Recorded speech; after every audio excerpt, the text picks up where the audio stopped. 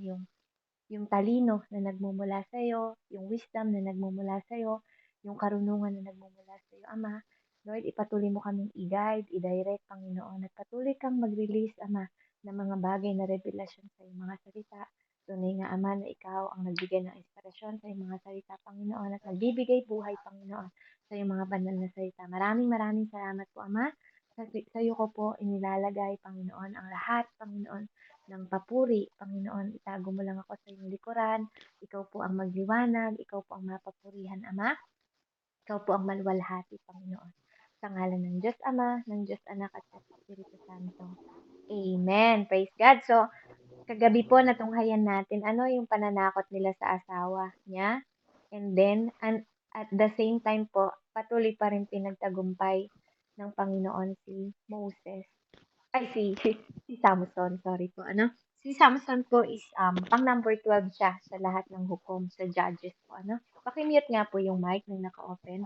Salamat po.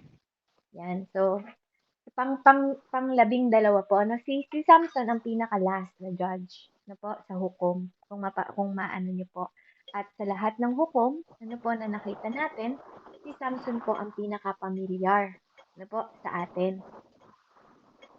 Yan. So, makikita po natin na ano, kumbaga siya yung pinaka nakikilala, no, sa lahat ng hukom. Amen. So makikita natin dito, 'di ba, sa pangkaraniwan natin na buhay ngayon, 'di ba? Kasi umuwi siya, 'di ba? Nagalit siya kasi dahil nga, 'di ba, pumatay siya para maipalit yung kanilang pinag-anuhan, damit, 'di ba, yung parang gawa sa balat. So, sa galit niya, umuwi siya sa tatay niya imbis na sa asawa niya po siya umuwi, 'di ba? Ngayon, ngayon babalik siya sa kanyang asawa. So, sa ating panahon, kapag nanunuyo ka ng asawa, ang dala-dala natin bulaklak, 'di ba po? Si Samson ang dala niya, batang kambing, 'di ba po? Sabi niya sa verse 1, hindi nagtagal at dumating ang panahon ng anihan, dala ang isang batang kambing, dinalaw ni Samson ang kanyang asawa, ngunit ayaw ng papasukin ng biyanan niyang lalaki. Sa halip ay sinabi, akala ko'y galit na galit ka sa kanya. Kaya ibinigay ko siya sa kaibigan mo. Ngunit kung gusto mo, nariyan ang mas batang kapatid niya at mas maganda pa sa kanya. Maaari mo na siyang kunin. Ano po? So dito makikita natin ano po yung parang hindi maganda yung pagtrato na ginawa nila kay Samson. Bagamat hindi siya umuwi ko, hindi pa rin sapat na dahilan. Kasi kung malalaman natin, 'di ba, sa mga napagdaanan natin na pag-aaral, hindi dapat, 'di ba, hangga't hindi patay ang asawa ng isang babae, hindi naman dapat nilang binigay, 'di ba? Sa actually sa ano yun, sa maid of honor, parang gano'n. Yung kaibigan niya, doon binigay. Sa kaibigan niya pa, no, binigay yung kanyang asawa. At ngayon, isinasaling siya ng tatay dun sa mas bata. Na po. Kaya sumagot si Samson, di ba? May dahilan para magalit si Samson sa kanila. So sabi nila, sa ginawa ninyong iyan, di ba? Hindi ninyo ako maaaring sisihin sa gagawin ko sa inyong mga Pilisteo. Umalis si Samson at humuli ng 300 asong gubat. Pinagtatali niya ang mga ito sa buntot ng dala-dalawa at kinabitan ng sulok. Na po, grabe yung lakas ni Samson, ano? Pero hindi nasabi dito sa kwento kung ilang araw niya bang ginawa yon, di ba? Walang nasambit na araw. Pero it is so impossible na magawa niya to sa loob ng isang araw lang. Ano po? Kung tutuusin po, ano? Kasi 300 po ito, asong gubat pa. Ano po, yung kanyang pinatay. So, dahil hindi naman nasaad, hindi naman natin pwedeng dagdagan, 'di ba po, ang salita ng Panginoon. So, sa malamang po, ano, bilang ano lang, hindi ito isang araw. No po, hindi ito isang araw. Pero, sabi nga, this is impossible. Pero dahil sa Panginoon, maaari nga po na isang araw lang sa sobrang galit, 'di ba?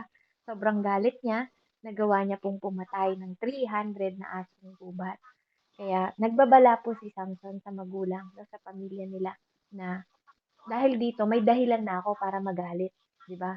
Sapat na yung dahilan niya para magalit, 'no po? Para sa kanya, 'no, bilang tao ano po kasi hindi naman po 'yun ang kalooban ng Panginoon sa kanya. So, bilang tao, tayo rin po ano, gano'n tayo.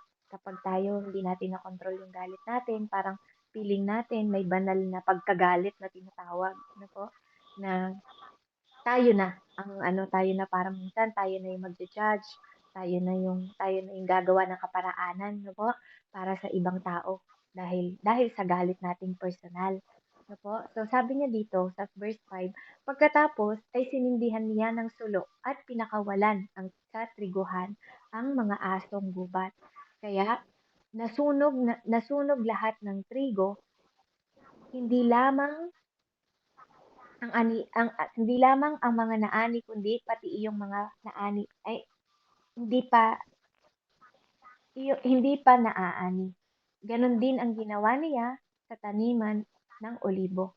Ipinagtanong ng mga Pilisteo sino ang may kagagawa niyon at nalaman nila na si Samson sapagkat binigay ng biyenan niya sa taga-Timna ang kanyang asawa sa kasamahan ni Samson.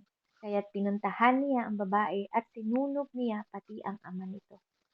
Sinabi ni Samson sa mga Pilisteo, dahil sa ginawa ninyo ito sa akin, hindi ako titigil hanggat hindi ako nakakaganti sa inyo. Sila'y sinalakay niya at marami ang kanyang napatay pagkatapos umalis siya at tumira muna sa yungib ng Etam. Alam niyo po ano, dito sa ginawa ni Samson, ano po, nasasaad sa Santiago, di ba? Kung di po ako nagkakamali, na andun po na ang galit, ano po, ang galit ng tao. Kapag galit ang isang tao, hindi tayo nakakagawa ng kalooban ng Panginoon. Ano po? Kaya dito, sa ginawa po ni Samson, malinaw po na hindi to kalooban ng Diyos. Ano po? Kahit si Samson ay pinili ng Panginoon. He is a Nazareth, di ba? He is hukom. Hukom siya actually. Hukom po siya, namumuno siya, no? Kahit na siya ay isang kasangkapan ng Panginoon para mamuno at mag-deliver sa mga tao na to, di ba?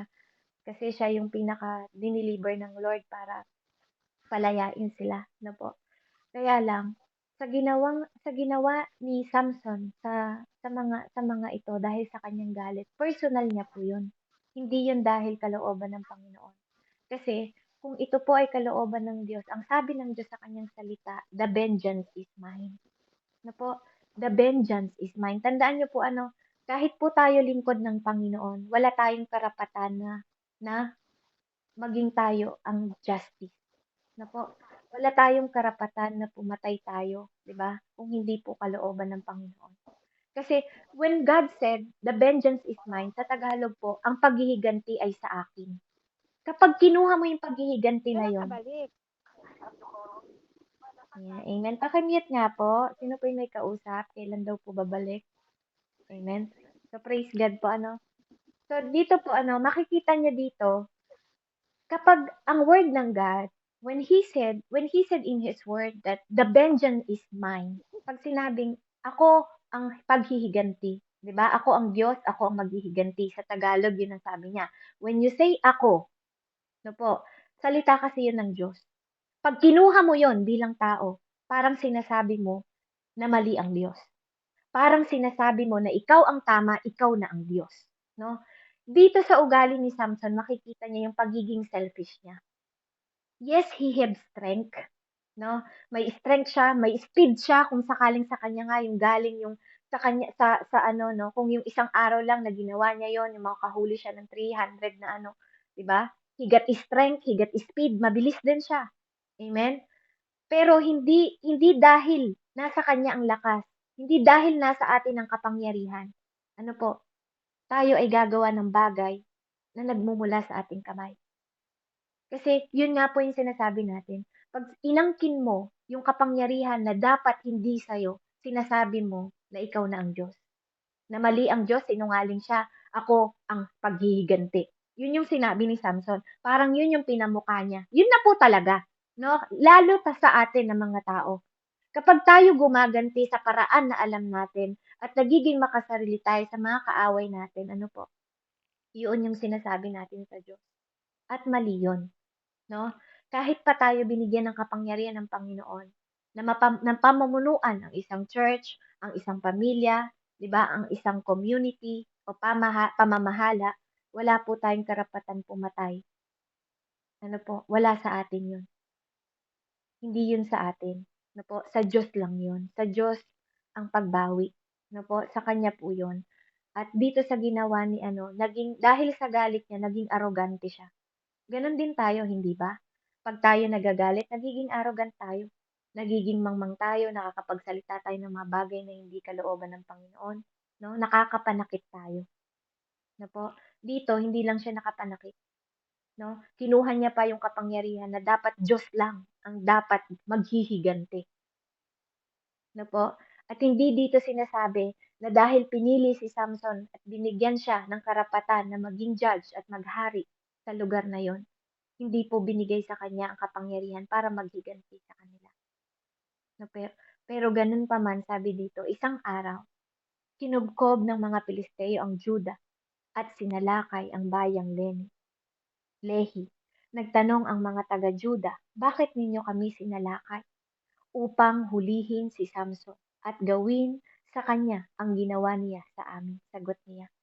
Kaya't ang 3,000 kalalakihan ng Juda ay nagpunta sa yungib ng Etam. Tinanong nila si Samson, at hindi mo ba alam na tayo'y sakop ng Pilisteo? Bakit mo ginawa ito sa kanila? Pati kami nadadamay. Ginantihan ko lang sila sa ginawa nila sa akin, sagot niya. Nakita niyo po, ano, dahil sa kaarogantihan niya, ano po, naging arrogant siya at yung kapangyarihan sinamantala niya po, ano, hindi na siya dumulog sa Diyos. Napansin niyo po ba? Hindi na siya dumudulog sa Diyos.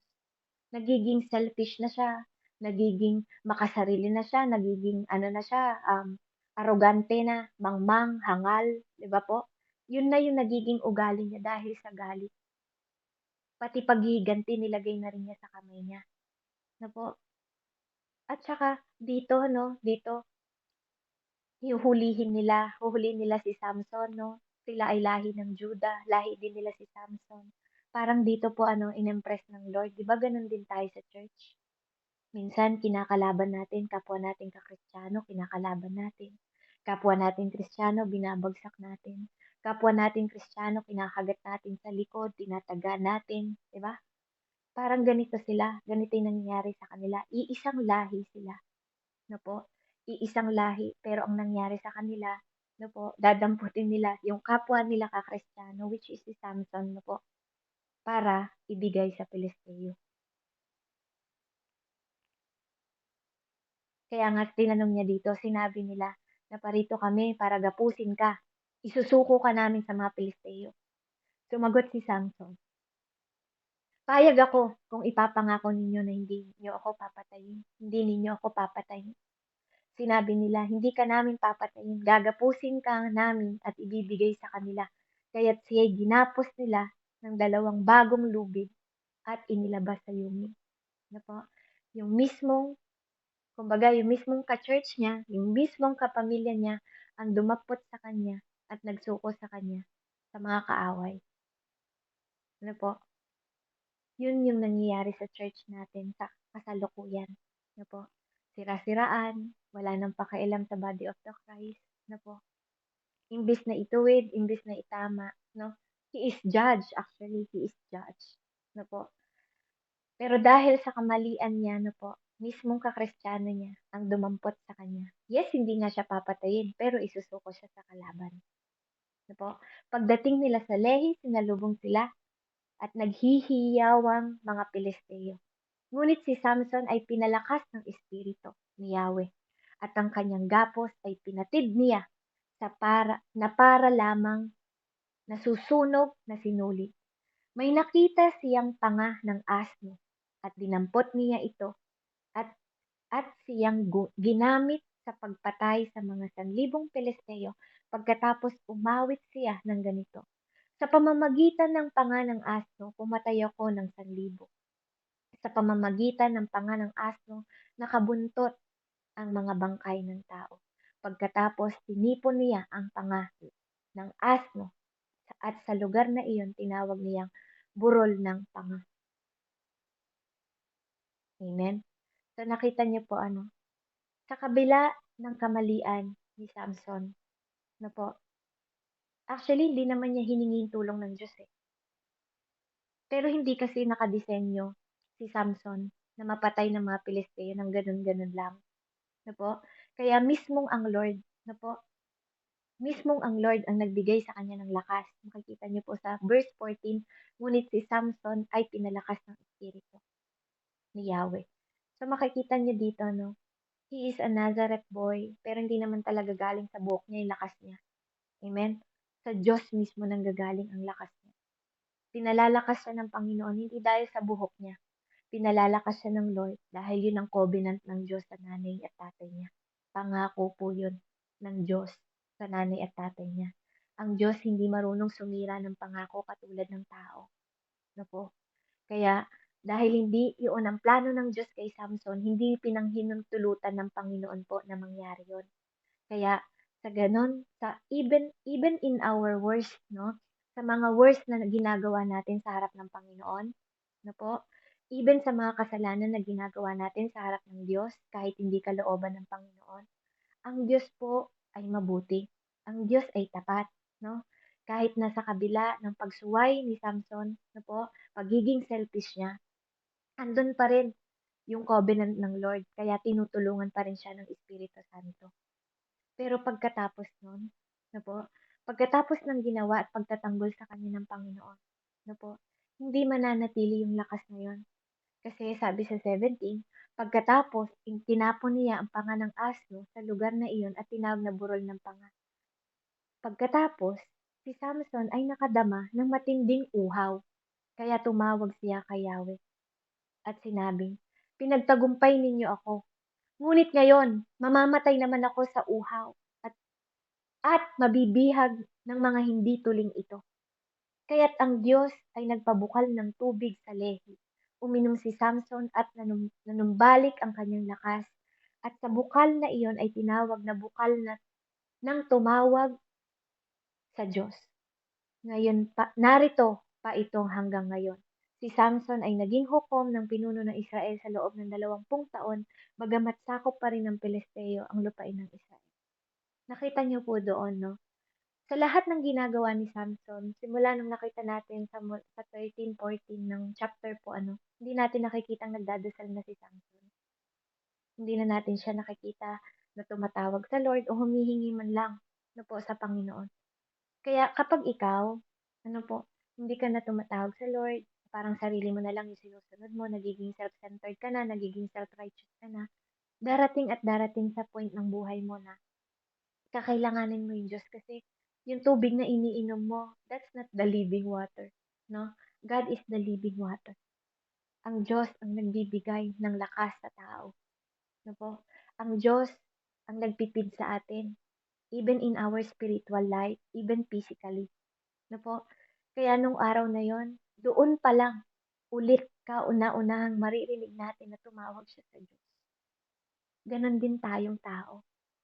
Kapag nakakalimot na tayo sa Diyos, sa pinakayugto ng buhay natin na hindi na natin kaya, na nanghihina na tayo, na wala nang gustong tumulong sa atin kahit isa. Naranasan niyo na ba dumating sa buhay niyo na wala ka nang tinawag kundi yung Diyos lang? Kasi wala nang pag-asa eh. Wala nang emergency exit. Kumbaga, bilang tao, no, yung 911 na lang, no, tatawagan mo na talaga si Lord. That is the emergency exit na ginawa ni Samson.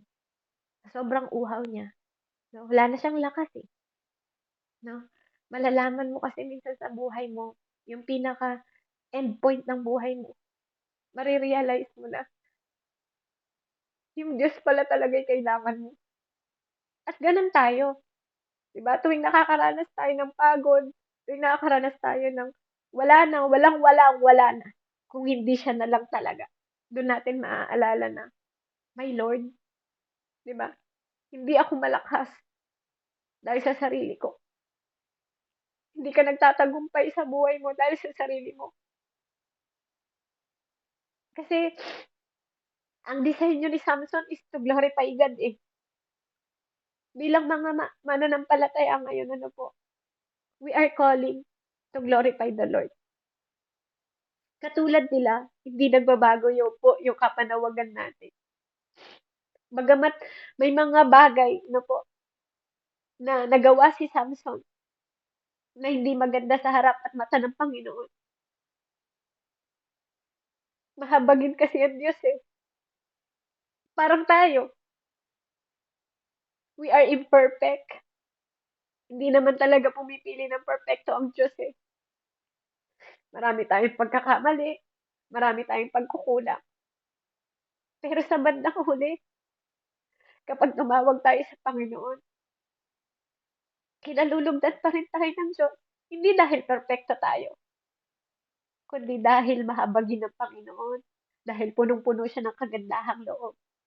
Dahil mabuti siyang Diyos at mabuti siyang Ama sa lahat ng tumatawag sa Kanya. Kaya nga, di ba sinabi, kapag tinawag mo ang Diyos, matatagpuan mo siya. Sa kahit anong sitwasyon ng buhay mo,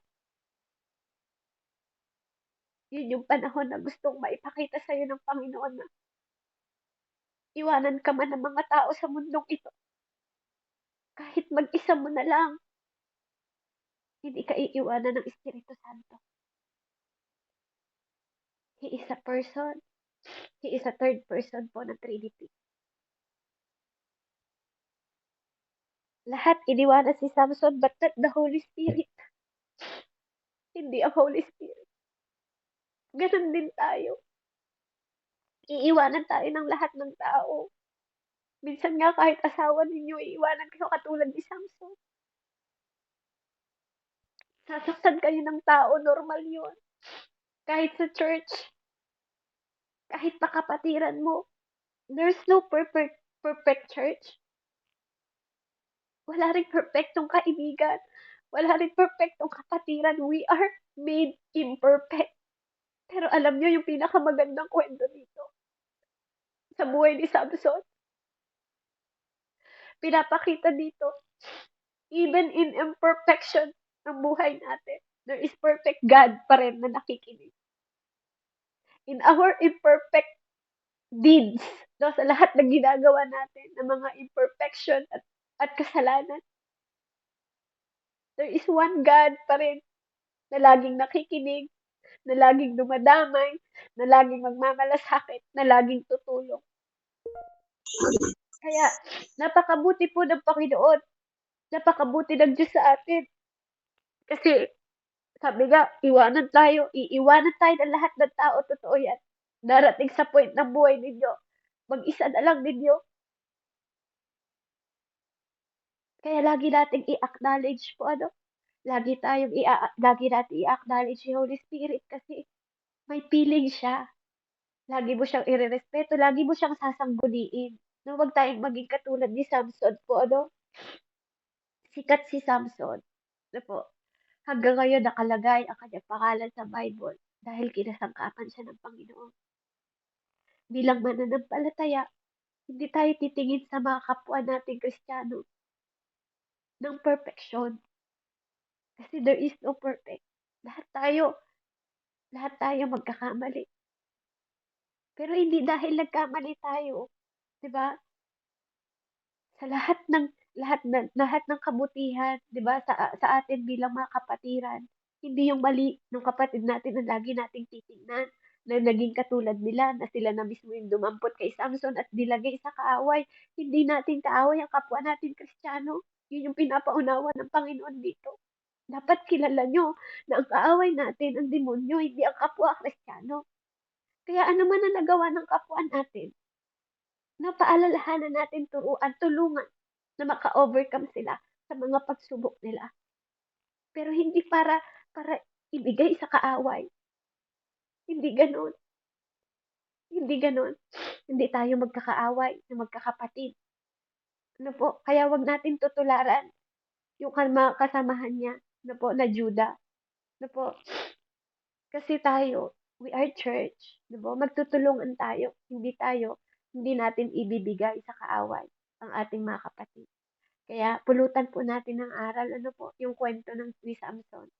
Kaya, alam niyo po, dun nga sa dulo, tapat ang Lord, no? Nanumbalik po ang kanyang lakas. at pinakinggan siya ng Panginoon at binigay sa kanya, 'di ba? Na kahit walang tubig doon, nagbukas ang Panginoon nung siya'y tumawag. Kaya gano'n din tayo tuwing tumatawag tayo sa panalangin, ano po, nagbubukas ng pintuan ng Panginoon sa lahat ng kumakatok. Kaya nga 'di ba sabi niya, knock, 'di ba? Ask, sabi niya, 'di ba? Yun yung dalangin, yun yung dasal sa Matthew 7, 'di ba? Mababasa natin. Knock and he will open, ask and he will answer. 'Di ba? Sa Psalm 91 din, gano'n din siya, 'di ba? Sabi niya, sasagot siya, tutugon siya sa lahat ng tumatawag at nagtitiwala sa kanya. Gano'n po ang Diyos. Gano'n yung Diyos noon, na Diyos ni Samson. Gano'n pa rin ang Diyos ngayon, na Diyos natin. Kaya purihin po ang Panginoon, ano po, sa kabila ng yon, na numbalik ang kanyang lakas dahil sa tubig, ano, na binigay ng Diyos kasi our God is our living water. Ang sino mang uminom, sabi nga, sa tubig ng Diyos, hindi na kahit kailan mauuhaw. Amen? Kaya nakapag ano pa po, naging hukom pa rin si Samson ng 20 taon. Ano po? Bagamat nasakop pa rin ng Pilisteo ang lupain ng Israel. Purihin po ang Panginoon at let's pray. Hallelujah. Heavenly Father, in the name of Jesus, maraming salamat, Ama, sa kwento ng buhay ni Samson.